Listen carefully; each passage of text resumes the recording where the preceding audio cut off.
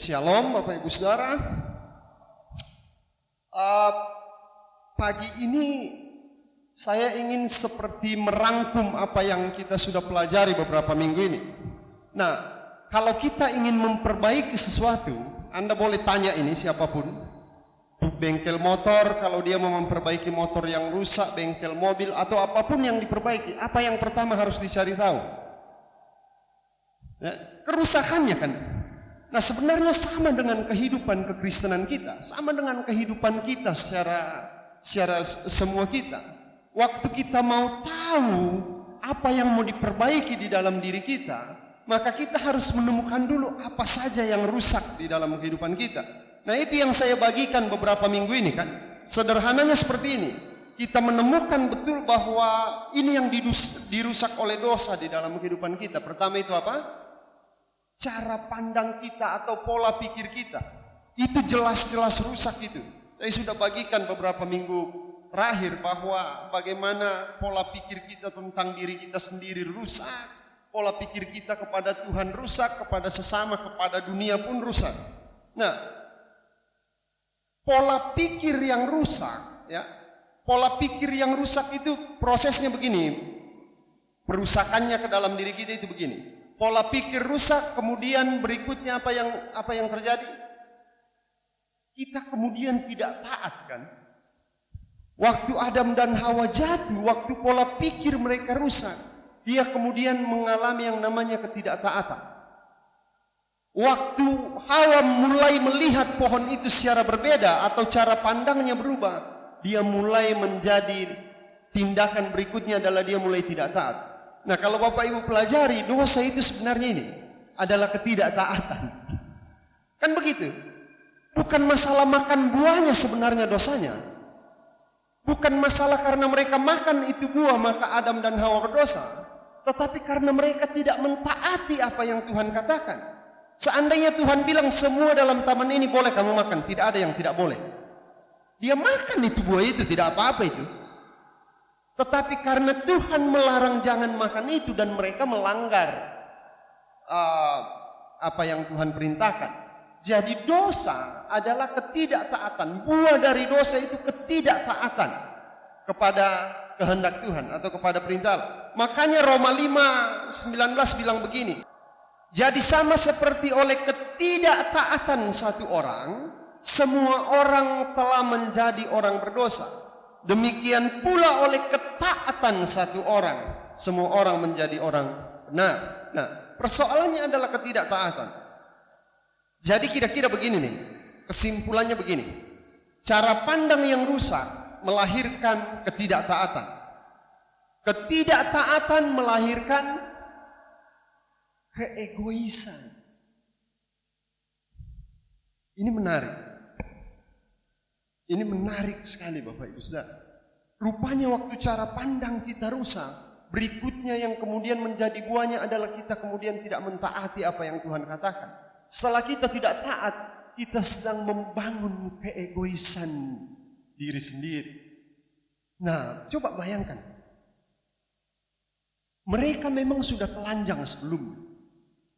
Tiba-tiba pas mereka cara pandangnya rusak, mereka melanggar perintah Tuhan, kemudian mereka sadar bahwa mereka telanjang. Kira-kira kenapa itu? Pernah Bapak Ibu Saudara bayangkan, apakah memang mereka buta sebelum jatuh dalam dosa? Apakah mereka tidak pernah melihat dirinya sebelum jatuh dalam dosa? Masa tidak pernah? Kan tidak mungkin itu. Tetapi kenapa baru sadar bahwa mereka telanjang? Kira-kira kenapa? Kenapa Adam dan Hawa baru sadar mereka telanjang waktu mereka sudah tidak taat kepada perintah? Karena fokus mereka sekarang ke dirinya. Itulah yang namanya egois kan?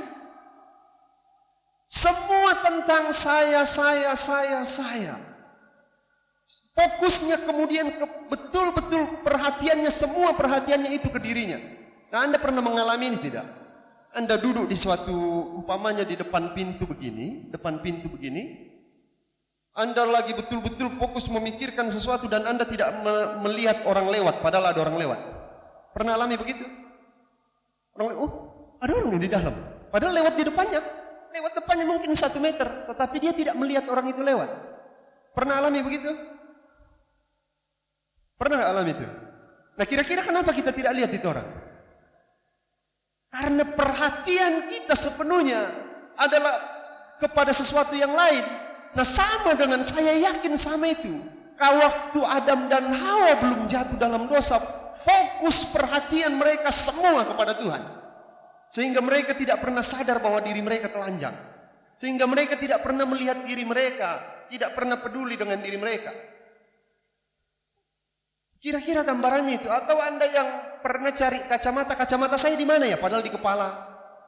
Atau di tangan sendiri cari handphone, di mana handphone saya? Padahal dia pegang. Karena perhatian kita semua fokus pada sesuatu yang lain, sehingga kita lupa dengan apa yang ada pada diri kita. Nah, jadi dosa itu begini. Ketidaktaatan itu melahirkan keegoisan. Itu pasti. Ketidaktaatan kepada perintah Allah itu melahirkan keegoisan. Tidak ada yang lain. Makanya coba Bapak Ibu lihat ya. Kita ini pasti selalu saya. Kita selalu menarik sekali. Coba Anda bayangkan. Kita mudah sekali melihat kesalahan orang, tetapi sulit melihat kesalahan kita. Betul nggak? Gampang sekali. Biar tutup mata kita bisa lihat kurangnya orang. Tetapi kalau kita sudah merenung sekian lama belum bisa melihat kekurangan diri kita. Kenapa?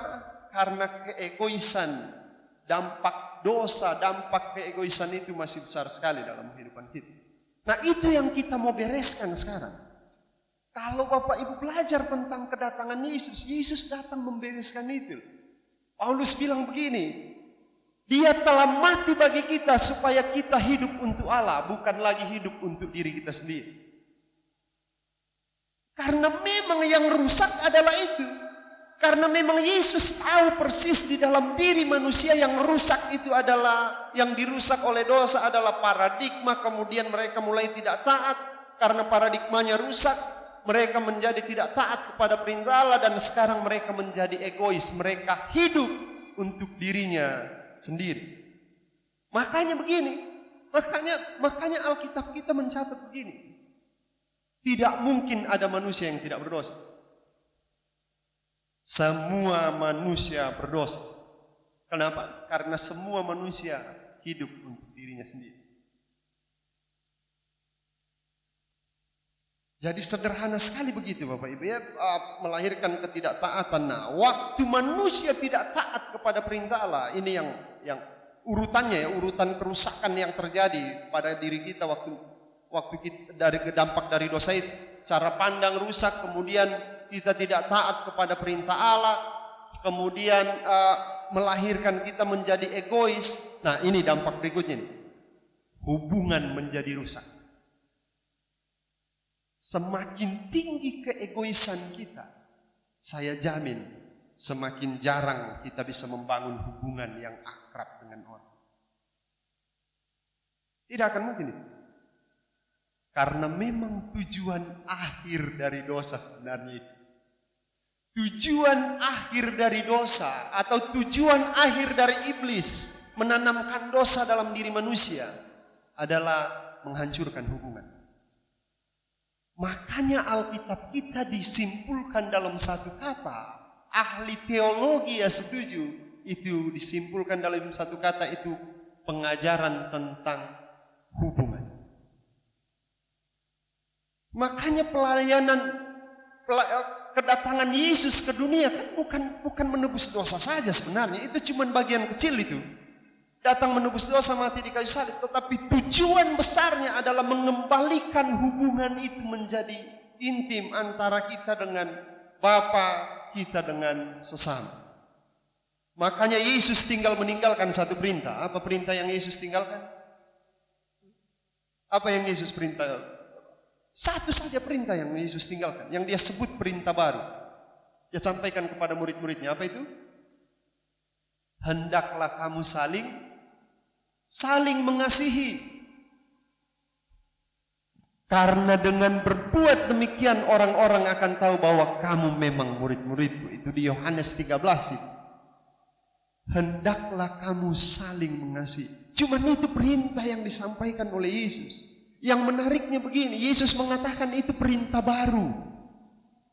Kok baru ya? Padahal itu kan sudah ada. Tetapi maksudnya mungkin, menurut saya, mungkin bahasa sebenarnya dia mau bilang begini, nih, saya kasih kamu perintah baru, artinya ini cuman satu ini perintah saya kasih. Hiduplah saling mengasihi. Makanya saya mengatakan seperti ini. Definisi dari kasih agape adalah paradigma ilahi. Tuhan memandang kita di dalam kasih-Nya. Anda tahu kenapa Tuhan tidak datang membinasakan kita semua yang manusia berdosa? Karena Dia memandang kita dengan kasih-Nya, kan? Dia tidak memandang kita dengan keadilannya meskipun Dia adil. Dia tidak memandang kita dengan murkanya meskipun Dia sangat membenci dosa. Tetapi Dia memandang kita dengan kasih-Nya. Makanya saya bilang kacamata ilahi itu adalah kasih agape. Jadi tidak ada jalan lain Bapak Ibu Saudara. Kalau yang pertama dirusak adalah cara pandang, berarti yang harus kita benahi pertama adalah cara pandang kita. Karena saya sudah kasih lihat bahwa waktu cara pandang rusak, otomatis itu mempengaruhi karakter. Ketaatan rusak. Ketaatan kepada Tuhan rusak. Waktu ketaatan ini rusak, keegoisan mulai dibangun di dalam diri kita. Fokus kita hanya kepada diri kita sendiri. Semua pasti kepada diri kita. Dan waktu keegoisan mulai dibangun di dalam kehidupan kita, hubungan pasti rusak. Ya bayangkan hanya persoalan tanah 5 meter biasanya saudara bersaudara baku bunuh kan. Persoalan tanah, bukankah itu karena keegoisan? Setengah meter bahkan ada orang baku bunuh. Akan dari berita kalau Bapak Ibu dengar hanya persoalan motor dia mau penjarakan mamanya. Anaknya mau penjarakan mamanya, dia lapor ke polisi. Masuk akal enggak itu? Karena semua tentang diri kita sekarang. Itu yang dosa lakukan. Tujuan akhir dari dosa, tujuan iblis dalam kehidupan kita adalah menghancurkan setiap hubungan. Itu jelas itu Bapak Ibu Saudara. Makanya sebenarnya begini, sederhana sekali. Kalau kita masih sulit memiliki hubungan yang akrab antara keluarga berkeluarga, saudara bersaudara, saudara seiman, itu berarti kita punya cara pandang yang keliru. Berarti ada cara pandang yang keliru yang kita miliki, atau cara pandang kita belum dibenahi. Nah, mari saya mau ajak kita mengambil waktu sejenak untuk merenung tentang hal ini.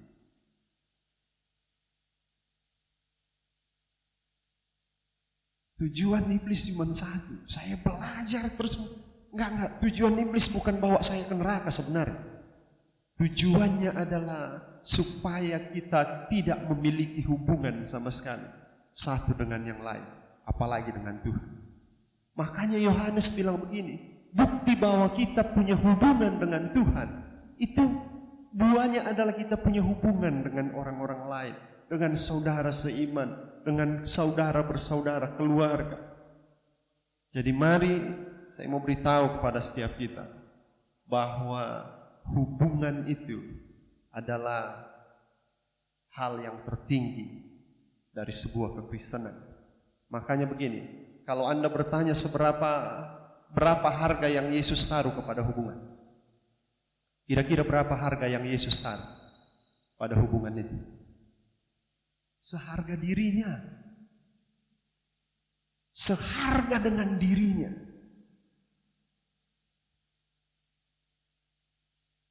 Seharga dengan dirinya.